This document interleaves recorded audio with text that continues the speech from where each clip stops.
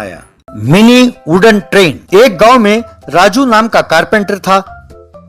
वो 4 अनाथ बच्चों को गोद लेकर पाल रहा था। राजू उस गांव में लकड़ी के खिलौने बनाने के दुकान में काम कर रहा था। एक दिन राजू खिलौने बना रहा था कि उस दुकान का मालिक प्रेमचंद आकर उसके पास, देखो राजू, मुझे पता चला है कि तुमने 4 अनाथ बच्चों को गोद लिया है, उन्हें पढ़ा लिखा कर पाल रहे हो, तुम महीने के तनख्वाह लेकर काम करने वाले हो, तुम क्यों ऐसे दान पुण्य का काम कर रहे हो? वैसे तुम्हें भी तो शादी करके जिंदगी में घर बसाना चाहिए ना। मैं जो तनख्वाह तुम्हें देता हूँ, यदि वो सब इन अनाथ बच्चों पर खर्च करोगे तो तुम्हारा भविष्य एक समस्या बन जाएगा। ध्यान रहे। देखिए मालिक, इस अनाथ की जिंदगी में उन 4 बच्चों के आने से हमारा एक परिवार बना। अगर आप जैसा कह रहे हैं ये बच्चे यदि समस्या हैं, तो इसके समाधान का भी कहीं ना कहीं जन्म हो चुका होगा। आप चिंता न करें।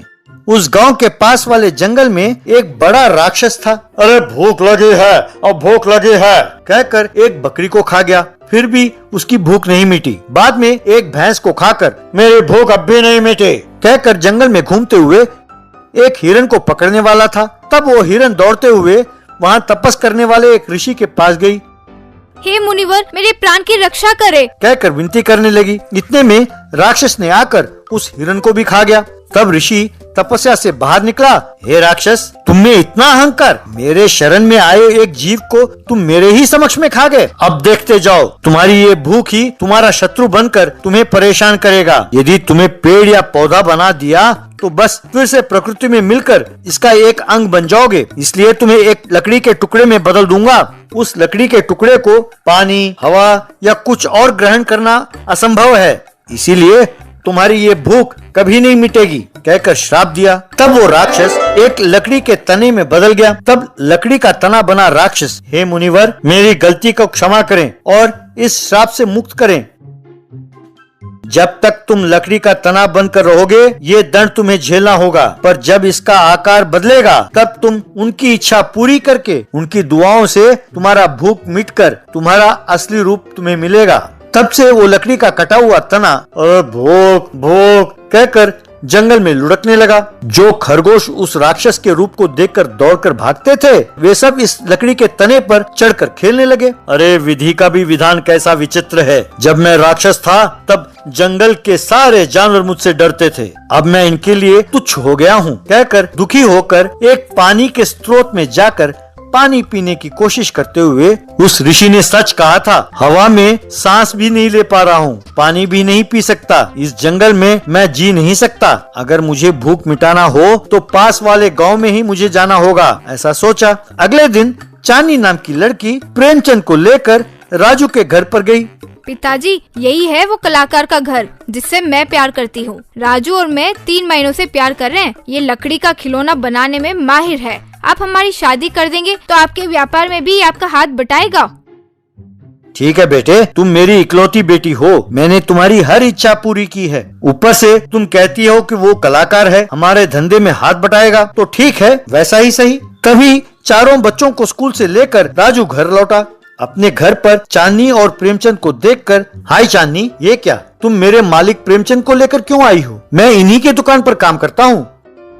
राजू, यही है मेरे पिता। ये जानकर कि तुम मेरे पिताजी के पास ही काम करते हो, मुझे हैरानी और खुशी हो रही है कहकर प्रेमचंद की ओर देखकर, तो अब मैं क्या बताऊंगी पिताजी, आपको राजू के बारे में सब कुछ तो पता है। आप खुद ही इसे अच्छी तरह से जानते हैं, बाकी बातें आप दोनों ही तय कर लीजिए। देखो बेटे, अगर मुझे पता होता कि तुम इन 4 बच्चों के बाप से प्यार करती हो तो मैं यहाँ तक आकर अपना टाइम वेस्ट नहीं करता। ये इन 4 अनाथों को पालकर मिस्टर इंडिया बनना चाहता है। तुम्हारी शादी इससे की तो ये अपनी दुकान, जायदाद सब उन अनाथों पर खर्च करके मुझे मिस्टर भिखारी बना देगा। मैं तुम्हारी शादी इससे नहीं करूँगा। आज से इसे नौकरी से निकालता हूँ। अब मैं देखता हूँ कि ये भिखारी राजू खुद क्या खाता है और इन बच्चों को क्या खिलाता है। चलो घर चलते हैं कहकर अपनी बेटी चांदनी को लेकर वहाँ से चला गया।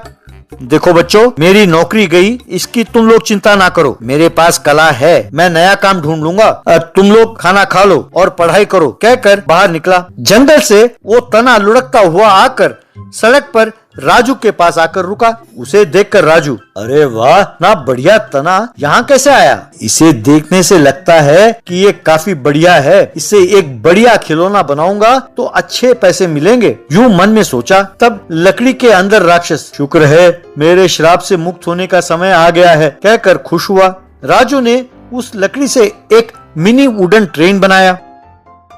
उस मिनी वुडन ट्रेन में बैठकर बच्चे यहाँ वहाँ घूमने लगे। बच्चों, आप सब ट्रेन से उतरो, इसे बेचना है। तब वुडन ट्रेन, देखो राजू भैया, मैं एक साधारण लकड़ी नहीं हूँ, कहकर जो कुछ हुआ सब बताकर, जब तक तुम्हारी इच्छा पूरी नहीं होती है मैं तुम्हारी मदद करूंगा, तभी मैं श्राप से मुक्त होऊंगा। मांगो, तुम्हें क्या मांगना है? बच्चों के खाने के लिए स्वीट्स, चॉकलेट्स, बिस्कुट वगैरह चाहिए। तब मिनी वुडन ट्रेन सीटी बजाती हुई पहाड़ी गुफा में जाकर